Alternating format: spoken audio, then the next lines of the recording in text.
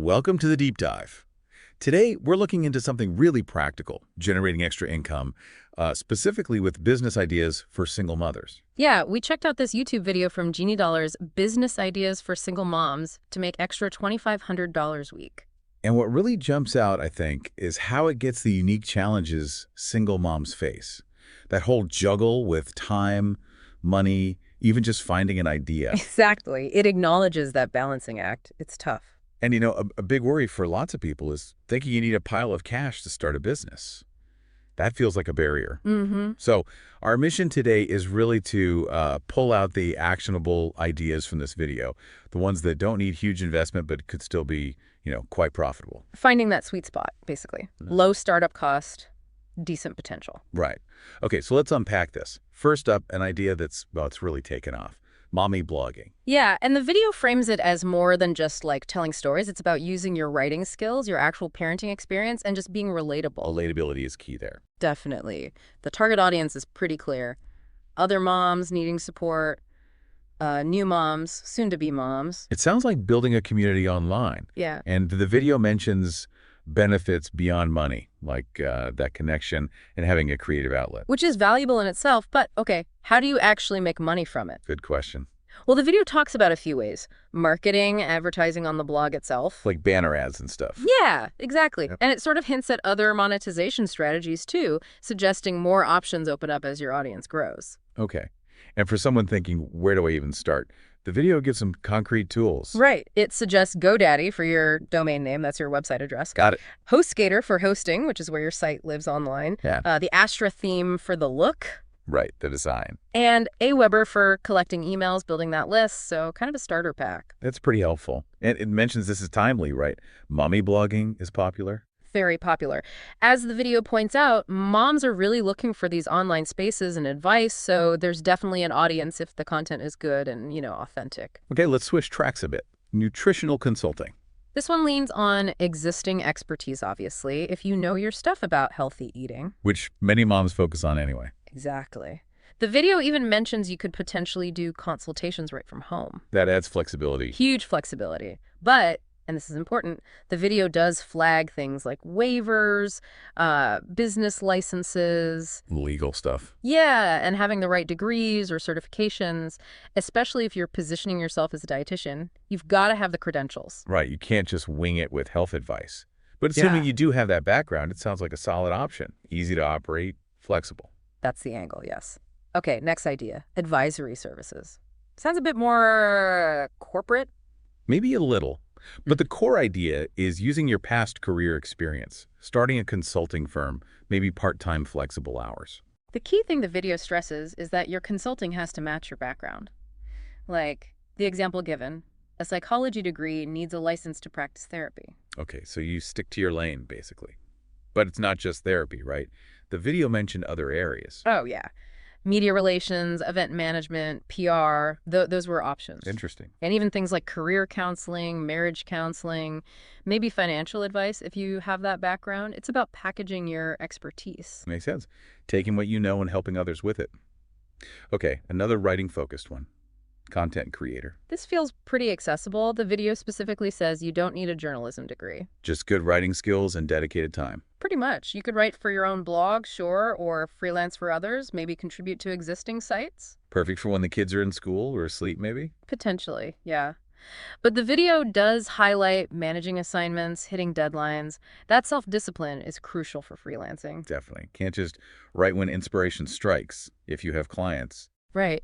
And it also mentions that specializing, like picking a niche, can really boost your earning potential. Oh, like what kind of niches? Well, it specifically called out travel and food blogging.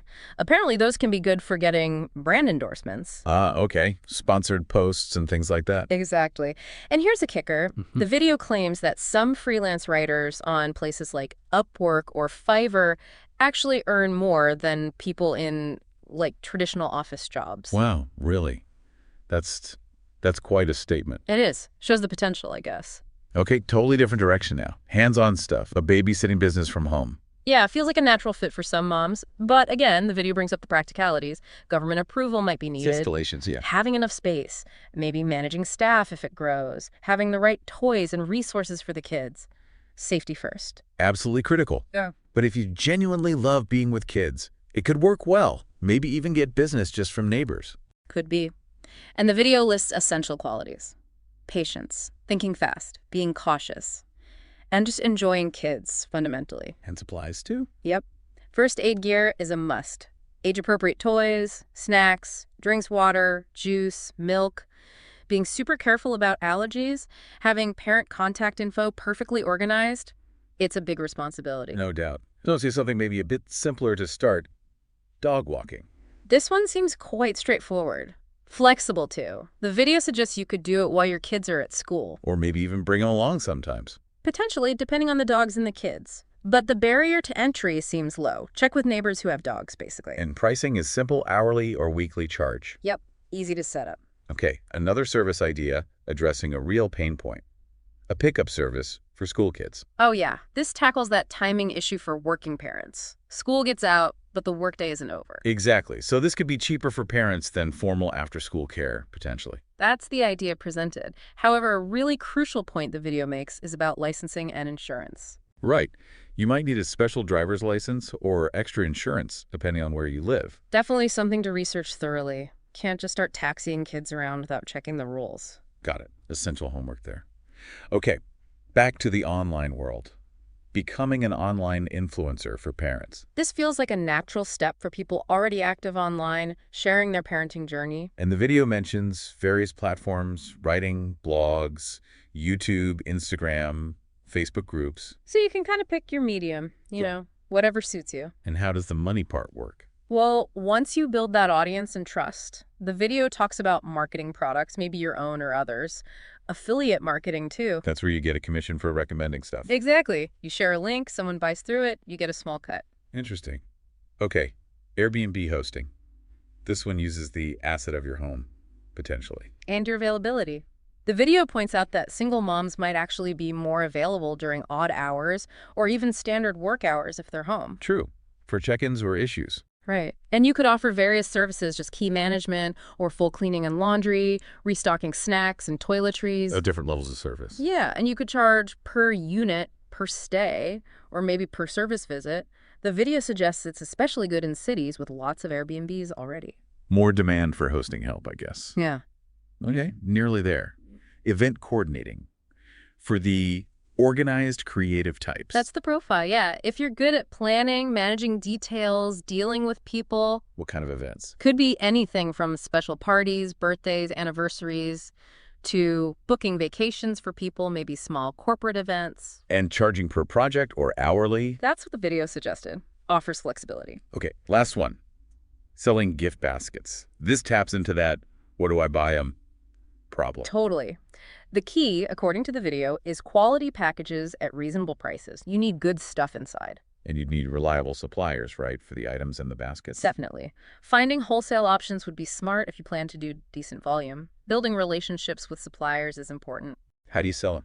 The video suggests lots of channels, local events, maybe partner with local shops, your own website, social media, Etsy.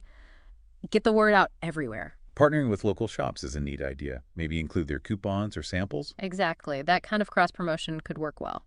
So wrapping this all up, the big theme from this Genie Dollar video seems to be leveraging skills you already have. Right, and keeping those startup costs really low, that's crucial. And it also stresses being adaptable, learning new things as you go. That's just part of running any business, isn't it? Absolutely. Entrepreneurship is a learning process. But the overall message feels quite positive, like with desire, effort, dedication.